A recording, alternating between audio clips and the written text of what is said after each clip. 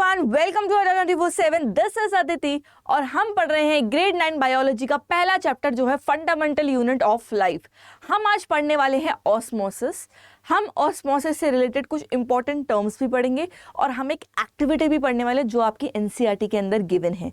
Last video में हमने diffusion पढ़ा था और मैंने आपको प्लाज्मा मेम्ब्रेन के कॉन्टेक्स्ट में समझाया था कि डिफ्यूजन में क्या होता है। उसी को कंटिन्यू करते हुए आज हम पढ़ने वाले हैं osmosis. So my dear students, जब मैंने आपको डिफ्यूजन समझाया था, मैंने आपको बोला था डिफ्यूजन के अंदर मूवमेंट होता है मॉलिक्यूल्स का। ठीक है, वो सॉल्यूट भी हो सकते हैं, सॉल्वेंट भी हो सकते हैं, पर ये मूवमेंट हमेशा और हमेशा होगा आपका हाई से लो कंसेंट्रेशन की तरफ। ये मैंने आपको बताया था। डिफ्यूजन के अंदर एक स्पॉन्टेनियस मूवमेंट होता है। अब अगर मैं ऑस्मोसिस की बात करती हूँ तो ऑस्मोसिस के अंदर पर्टिकुलरली मूवमेंट होता है आपके सॉल्वेंट के मॉलिक्यूल्स का। सॉल्वेंट यानी कि वाटर। ठीक है, हमेशा याद रखना ऑस्मोसिस के अंदर। देखो, हमने जब डिफ्यूजन पढ़ा था हम सारे मॉलिक्यूल्स की बात कर रहे थे, हम सॉल्यूट भी बोल रहे थे, हम सॉल्वेंट भी बोल रहे थे। मगर जब हम ऑस्मोसिस की बात करते हैं, ऑस्मोसिस में पर्टिकुलरली सॉल्वेंट मूव करता है। सॉल्वेंट एज इन वाटर का मूवमेंट हो रहा होगा। इतनी बात समझ में आई। अब एक चीज और है, देखो आप ना इसको सिंपल टर्म्स में ये भी बोल सकते हो कि osmosis is a type of diffusion. आप ये चीज बोल सकते हो क्योंकि मूवमेंट हो रहा है और यहां पे भी मूवमेंट कैसा हो रहा है, यहां पे भी मूवमेंट हो रहा है आपका high to low. So you can say that diffusion is osmosis is a type of diffusion.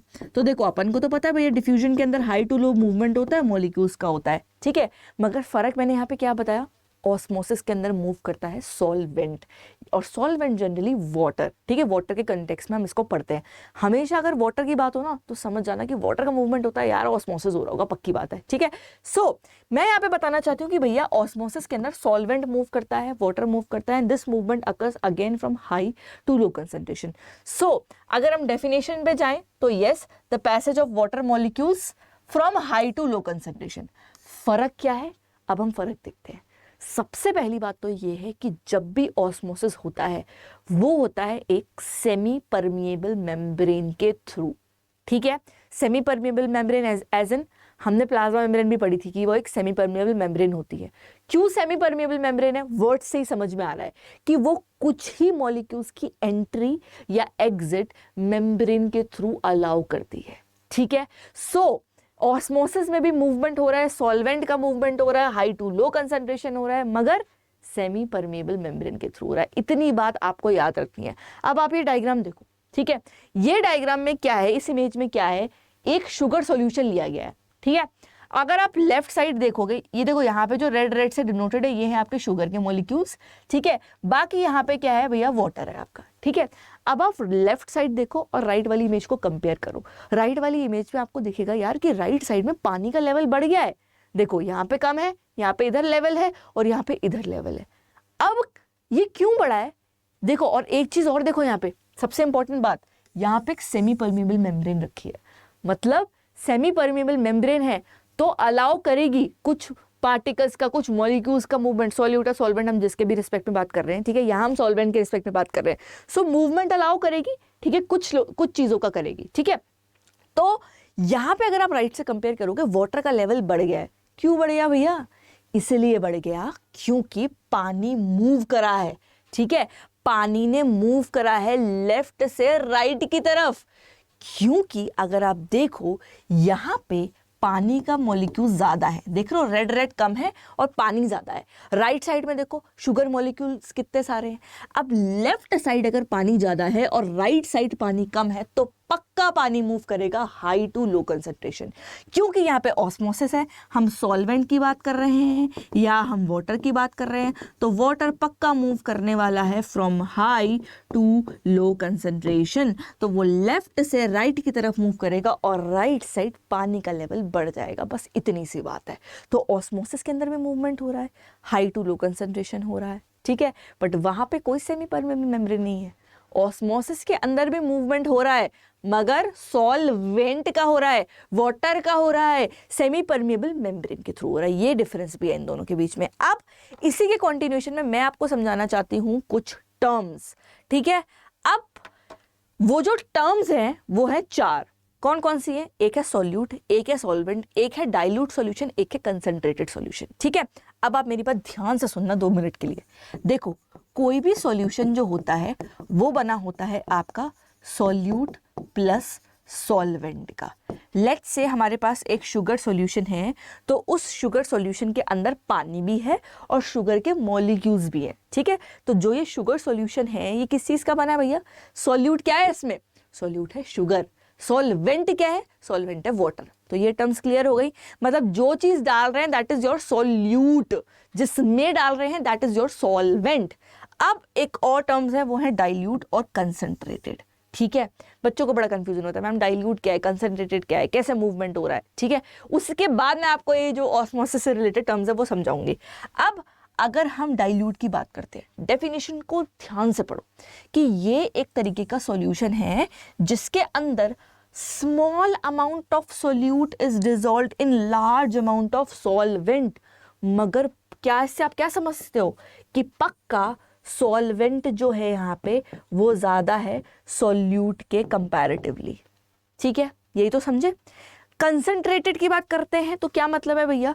Concentrated के अंदर पक्का जो सॉल्यूट की वैल्यू है, ठीक है, सॉल्यूट का अमाउंट है, वो सॉल्वेंट से पक्का ज्यादा है। बात समझ आई? कंसंट्रेटेड के अंदर क्या है और डाइल्यूट के अंदर क्या है? So dilute is a solution, but solution के अंदर क्या है? सॉल्वेंट की मात्रा ज्यादा है सॉल्यूट के कंपैरेटिवली। ठीक है, कंसंट्रेटेड में क्या है? उसको बड़ा ही कंसंट्रेटेड बना दिया हमने, बहुत सारा सॉल्यूट डाल दिया उसके अंदर। ठीक है, तो ये भी एक तरीके का सॉल्यूशन, मगर इस सॉल्यूशन के अंदर क्या है आपका? सॉल्यूट ज्यादा है कंपैरेटिव टू योर सॉल्वेंट। मगर इसका मतलब क्या है? पक्का शुगर सॉल्यूशन होगा और बड़ा ही कंसंट्रेटेड होगा, उसमें शुगर के मॉलिक्यूल्स बहुत ज्यादा होंगे। 2-4 टर्म समझ में आ गई हैं। अब तुम आओ ऑस्मोसिस के टर्म्स पे, जो इंपॉर्टेंट टर्म्स में बताने जा रही थी। एक है हाइपोटोनिक, एक है आइसोटोनिक, एक है हाइपरटोनिक। तीनों में क्या क्या डिफरेंस है अब हम इसको देखते हैं। देखो, यहां पे आपको एक सेल दिख रही है, ठीक है, और ये एरो आपको ये बता रहे हैं कि वाटर के जो मॉलिक्यूल्स हैं वो अंदर जा रहे होंगे। ठीक है, ये समझा रहे हैं। यहाँ पे आप देख रहे हो, यहाँ पे भी एक सेल है और भैया जितने वाटर मॉलिक्यूल्स बाहर जा रहे हैं, दोनों साइड एरो हैं, जितने बाहर जा रहे हैं उतने ही अंदर आ रहे हैं। यहाँ पे अगर आप देखोगे तो यहाँ पे दिख रहा है कि जो वाटर मॉलिक्यूल है, एरो बाहर की तरफ है, यानी कि वाटर मॉलिक्यूल्स बाहर निकल रहे हैं। अब रिलेट करते चलो, डाइल्यूट कंसंट्रेटेड तुम्हें समझ में आ गया, सॉल्यूट सॉल्वेंट समझ में आ गया। अब तुम आओ और तुमको ऑस्मोसिस भी पता है क्या होता है। अब आप देखो पहली वाली इमेज पे, देखो वाटर मॉलिक्यूल बाहर से अंदर आ रहे हैं, दैट मीन्स पक्का बाहर वाटर मॉलिक्यूल ज्यादा है, सॉल्यूट कम है। दैट मीन्स क्या मैं ये बोल सकती हूं कि जो बाहर का सॉल्यूशन है वो बड़ा ही डाइल्यूट है? क्या मैं कह सकती हूँ? क्योंकि मुझे पता है भैया डाइल्यूट के अंदर क्या है? सॉल्वेंट ज्यादा होता है, सॉल्यूट कम होता है। सॉल्वेंट से क्या समझते हैं हम? भैया वाटर ज्यादा है। तो अगर बाहर वाटर ज्यादा है और अंदर वाटर कम है तो पक्का पानी बाहर से अंदर ही मूव करेगा, क्योंकि हमें पता है ऑस्मोसिस के अंदर वाटर यानी कि solvent moves from high to low concentration. Simple. Isotonic में मूवमेंट सेम हो रहा है, जितना बाहर उतना अंदर, ये तो सबसे सिंपल है। ठीक है, तो आइसो मतलब क्या होता है? सेम। तो जितने वाटर मॉलिक्यूल्स बाहर जा रहे हैं उतने ही अंदर आ रहे हैं। क्लियर? अब है हाइपरटोनिक। हाइपरटोनिक से हम क्या समझते हैं? देखो भैया वाटर मॉलिक्यूल्स आपके बाहर जा रहे हैं। बाहर क्यों जा रहे होंगे? क्योंकि पक्का अंदर सॉल्वेंट की कंसंट्रेशन ज्यादा होगी, यानी कि अंदर वाटर की कंसंट्रेशन ज्यादा होगी। क्या मैं ये बोल सकती हूँ कि बाहर का सॉल्यूशन बड़ा ही कंसंट्रेटेड है? कंसंट्रेटेड मतलब क्या है? बाहर सॉल्यूट की मात्रा ज्यादा है। क्या मैं बोल सकती हूँ? क्योंकि अगर सॉल्वेंट की मात्रा बाहर ज्यादा होती तो वो सॉल्यूशन होता डाइल्यूट, और अगर बाहर पानी ज्यादा होता तो पक्का पानी बाहर से अंदर जा रहा होता।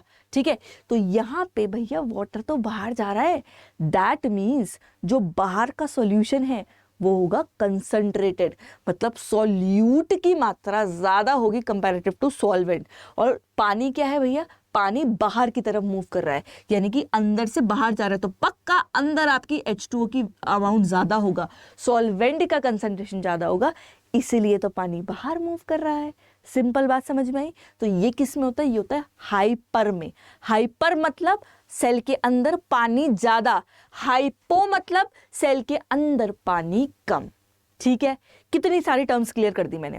यहाँ पे मैंने सॉल्यूट सॉल्वेंट बता दिया, मैंने आपको डाइल्यूट और कंसनट्रेटेड भी बता दिया, कैसे भी क्वेश्चन घुमा के आएगा, ठीक है, चाहे वो डाइल्यूट कंसनट्रेटेड के फॉर्म में, चाहे वो हाइपर और हाइपोटोनिक के रिस्पेक्ट में, किसी भी रिस्पेक्ट में सारे आंसर कर लोगे, ठीक है। तो हमेशा याद रखना ये डाइल्यूट और कंसनट्रेटेड क्या होता है, अगर, और ये 3 टर्म्स तो हैं जो कि ऑस्मोसिस से रिलेटेड, जो है आपकी हाइपोटोनिक, आइसोटोनिक और हाइपरटोनिक। तो यहाँ पे भैया पानी अंदर जा रहा है, और पानी पक्का अंदर कब जाएगा, जब पानी बाहर ज़्यादा होगा, और बाहर ज़्यादा कब होगा, जब बाहर का सॉल्यूशन होगा आपका डाइल्यूटेड, ठीक है। डाइल्यूटेड मतलब सॉल्वेंट की कंसंट्रेशन ज़्यादा, और आइसो में तो मतलब सेम होता है, उसमें तो कोई टेंशन वाली बात ही नहीं है। हाइपर में क्या होता है, पानी बाहर जा रहा है। इसको चाहो तो स्नैपशॉट ले सकते हो, छाप लो इसको अभी के अभी आंखों में, ठीक है।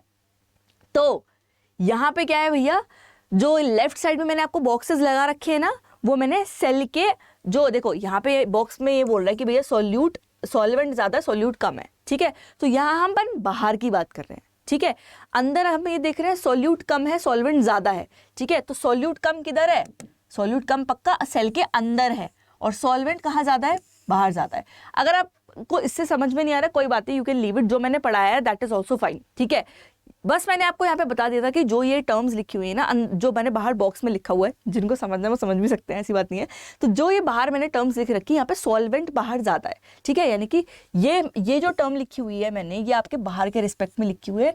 यहाँ पे जो सॉल्यूट की कंसंट्रेशन मैंने लेस देन लिख रखी है, ये अंदर की टर्म में लिख रखी है, ठीक है। खैर आपको ये टर्म्स पे जाना ही नहीं है, आपको तो डायग्राम देखना है और आपको समझ जाना है कि पक्का पानी अगर बाहर से अंदर मूव कर रहा है तो हाइपोटोनिक होगा, बाहर पानी ज़्यादा होगा तभी बाहर से अंदर आ रहा है। अगर यहाँ पे पानी बाहर मूव कर रहा है तो पक्का पानी अंदर ज़्यादा होगा, इसलिए वो बाहर मूव कर रहा है, ठीक है। बात समझ आ गई। अब एक और एक्टिविटी है जो कि बड़ी इंपॉर्टेंट है, आपकी एनसीईआरटी में दे रखी है, इसलिए मैंने यहाँ पे इंक्लूड करी है। तो activity is your osmosis in the egg, ठीक है। इस एक्टिविटी में हमने क्या किया है, we have removed the shell of egg, ठीक है। आपको एक अंडा लेना है, ठीक है, अंडे की शेल को आपको रिमूव करना है। कैसे, आप उसको डिसॉल्व कर दो डाइल्यूट HCl में, and that will be removed. अब आप क्या करोगे, आप उस एग को लोगे और उसको डालोगे प्योर वाटर में। प्योर वाटर से अपन क्या समझ रहे हैं, पक्का सॉल्वेंट की कंसंट्रेशन ज़्यादा है सॉल्यूट के कंपैरेटिवली। सोचो ना, पानी प्योर है और पानी something your solvent only, no, तो पक्का प्योर वाटर के अंदर क्या है, सॉल्वेंट की कंसंट्रेशन सॉल्यूट की कंपैरेटिवली ज़्यादा है। अब आपको उसको 5 मिनट के बाद ऑब्जर्व करना है और ये देखना है कि क्या रिजल्ट होते हैं। बताओ क्या रिजल्ट होने चाहिए। अभी वीडियो पॉज करो और मुझे कमेंट सेक्शन में लिख के बताओ कि क्या रिजल्ट हो सकता है, ठीक है। बाकी मैं तो बताऊंगी, वो तो कोई दिक्कत नहीं, बट मीनवाइल आप भी पॉज करो और बताओ, फिर देखना कि आपका आंसर ठीक होता है कि नहीं होता है। खैर चलो हम देखते हैं कि 5 मिनट बाद क्या होगा। सो 5 मिनट के बाद एग फूल जाएगा, अंडा फूल जाएगा। क्यों भैया, ऐसा क्यों हुआ, रीज़न क्या था। अब तुम खुद सोचो, इन्होंने लेफ्ट साइड में शेल हटा दी अंडे की, ठीक है, और इन्होंने उसको डाला प्योर वाटर के अंदर और 5 मिनट बाद देखा और एग फूला हुआ दिखा। क्यों होगा, क्योंकि भैया हमने उसको डाला है प्योर वाटर के अंदर। प्योर वाटर से मतलब क्या समझते हो, प्योर वाटर मतलब सॉल्वेंट की कंसंट्रेशन ज़्यादा। सॉल्वेंट की कंसंट्रेशन ज़्यादा होगी तो पानी पक्का बाहर से अंदर की तरफ मूव करेगा और आपका एग स्वेल हो जाएगा, as simple as that. So that is an activity given in your NCERT. और जैसा मैं बोलती हूँ, हम कुछ भी नहीं छोड़ेंगे, हम एक्टिविटीज़ भी साथ साथ कवर करते हुए चलेंगे। तो दिस इज़ एन एक्टिविटी जो ऑस्मोसिस से रिलेटेड थी, मुझे लगा इंपॉर्टेंट है। सेम एक फिनोमिना आपका किशमिश के अंदर भी ऑब्जर्व होता है, ठीक है, तो किशमिश के अंदर भी ऑब्जर्व होता है। और आप अभी कमेंट सेक्शन में लिख के बताओगे डे टू डे लाइफ में और भी एग्जाम्पल जो ऑस्मोसिस के रिलेटेड है, ठीक है। सो माय डियर स्टूडेंट्स, इस सेशन में हमने कवर कर लिया है ऑस्मोसिस क्या होता है, कि भैया सेमी परमेबल मेम्ब्रेन के through something is solvent is moving from high to low concentration. उसके बाद हमने ये टर्म्स देखी थी, डाइल्यूट और कंसंट्रेटेड। हमने देखा कि हाइपो में क्या होता है, आइसो में क्या होता है और हाइपरटोनिक में क्या होता है। इसी के साथ हमने एक एक्टिविटी भी कवर करी थी जो कि थी ऑस्मोसिस इन एग, ठीक है। सो होपफुली ये टॉपिक ज़बरदस्त तरीके से अब तक प्रिपेयर हो गया होगा। आप कभी भी लाइफ में नहीं भूलोगे ऑस्मोसिस क्या होता है, डिफ्यूजन क्या होता है। खैर नेक्स्ट वीडियो के अंदर हम एक शॉर्ट डिफरेंस पढ़ेंगे ऑस्मोसिस और डिफ्यूजन के बीच में, जो कि कई बार एग्जाम्स में पूछा जाता है। So my dear students, I will see you all in the next video.